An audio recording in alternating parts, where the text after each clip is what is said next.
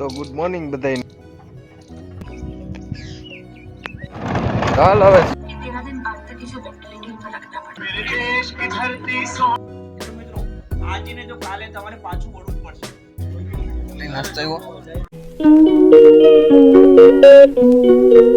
તો good morning બધાને. હવ ડઈરાને રામ રામ અને જય જવાન જય કિસાન. આપણે વાડી આવી ગયા છીએ અને તમને બતાવું કે કેવો વલ આવ્યો છે બરોબર.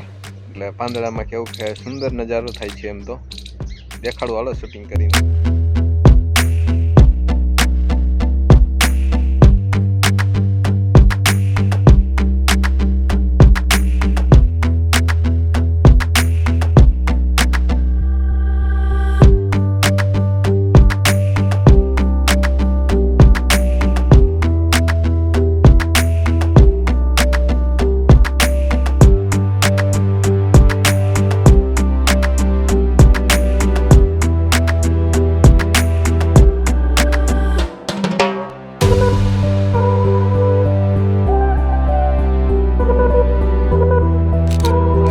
શું ઉપાડવાનું છે કે અરોડા ઉપાડવાના છે અને બહુ જ અરોડા થઈ ગયા છે. તો હું તમને બતાવીશ કેવા અરોડા ઉગ્યા છે બરોબર.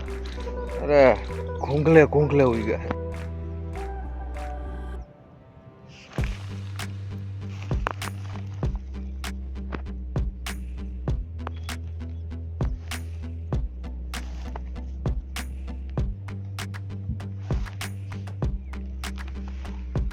ચાલો અરોડા ઉપડતો ત્યાં આવે કીધું હાલો થોડુંક પાણી વાળી લઈ. 5 કેરાનું છે તો પતાવી દઈ. આટલું પાણી આવે છે હમણાં વધશે, થોડું થોડું વધી જાય. જો આટલું આવે અત્યારે તો. અને આ લાંબા કેરા છે, આમાં 20 મિનિટની વાર લાગે છે. પાણી જો એટલું ભરાવા લઈને જાય છે કે આ ધાણા ડૂબી જાય છે. જો મોહરા પાણીમાં ડૂબેલા છે, એના ઉપરથી પાણી જાય છે.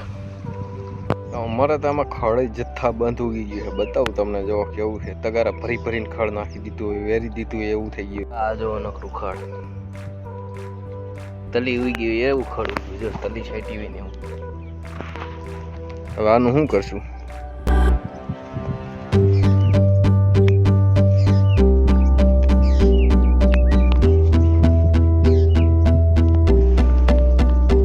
જો આને કહેવાય અરોડા.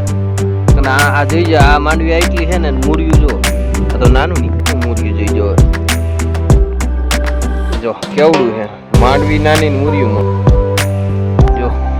કારીક પૈસે એમ છે જો એટલે પૂગે ને એટલે વારી લેવાનું. કારીક કોઈ સપને આજકાલ મદદ કરાવે છે. કેમ કે જો અહીંયા હવે એમ કીધું કે વારી લેવાનું છે. પેલા આમાં દેખાડ્યું કે અહીંયા પૂગે એટલે વારવાનું ને. અત્યારે એમ કે વારી લેવાનું. જો પાવડા માથે બે ગઈ. झूठ बोल रहा है.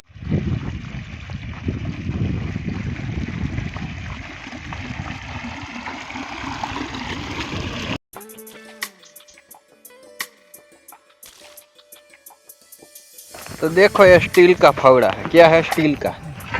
ये चमकता भी है, देखो. इससे हम पानी भरेंगे. देखो यहाँ पर रखने का, फिर खींचने का. તો એટલા બધા આપણે અરોડા ઉપાડી નાખ્યા છે. હજી ઘણા બધા બાકી છે, તો હાલો ઉપાડવા જ બધી. ચાલ હવે સૂરજ આથમવાની તૈયારી છે અને હવે આપણે ઘરે ભાગી.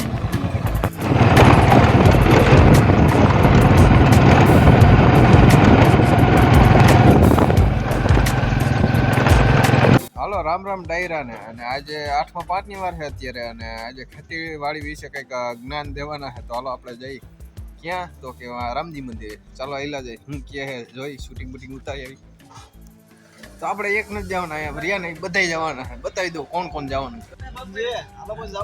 હાલો હાલો જવું જ છે. આ બધા જવા વાળા છે. જો આવત આવત. ચાલો હું દિલ બાપા અને આયુષ 3 જણા તો નીકળી ગયા. નો આવ્યો भैया कुछ न कुछ तो गड़बड़ जरूर है. કઈ નહીં, આપણે હું દિલ બાપા ઉપડી ગયા. તો જય રામજી મંદિરે. એ હડી કાઢતો આવ્યો. જો તડતડાટી બોલાવતો આવ્યો. अच्छा હા 8 વાગ્યા એ તો ચાલુ થઈ ગયું. બતાવું કેવી રીતે ચાલુ થઈ ગયું. ટેમ્પામાં લગી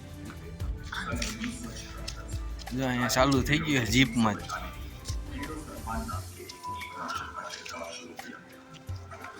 कासरगोड जिले की 15,000 एकड़ जमीन पर हेलीकॉप्टर से ये जहर छिड़का गया था। ईश्वर की धरती पर ये जहर 13 दिन बाद तक इसे वेंटिलेटर पर रखना पड़ा। हाथ पाँव ने कभी काम किया ही नहीं। तो मुंडेदान ये पहले देख सकता था, अब बिल्कुल नहीं। दर्दनाक मौत के खौफनाक मंजर जिसे देखकर रूह कांप उठे।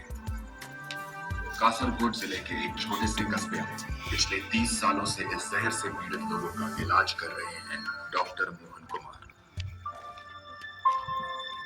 विनाश के उस भयानक मंजर को उन्होंने अपनी आंखों से देखा है।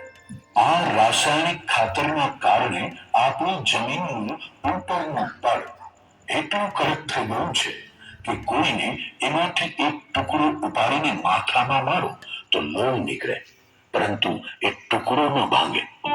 આ જંતુનાશક દવાઓ કેટલી ઝેરી હોય છે એનો એક દાખલો આપું તો ભોપાલમાં 1984માં ગેસ દુર્ઘટના થયેલી. યુનિયન કાર્બાઇડ અમેરિકન કંપનીમાં ગેસ લીકેજ થવાથી એક રાત इस जहरीली गैस का नाम था मिथाइल आइसोसाइनाइट। ऐसा लग रहा था कि मानो काली रात से सुबह तक का सफर करते करते जहरीली गैस के बादल अपने साथ ना जाने कितने लोगों की जान लेते जा रहे थे। पानी मिल जाना, इसके बाद दोनों में रासायनिक प्रक्रिया हुई। વિસ્તૃત માહિતી આપણે લઈએ. આટલી બધી ઘાતક વાતો સાંભળીને થાય કે આપણે આ રાસાયણિક ખાતર અને જંતુનાશક દવાઓ વાપરવી જ નથી.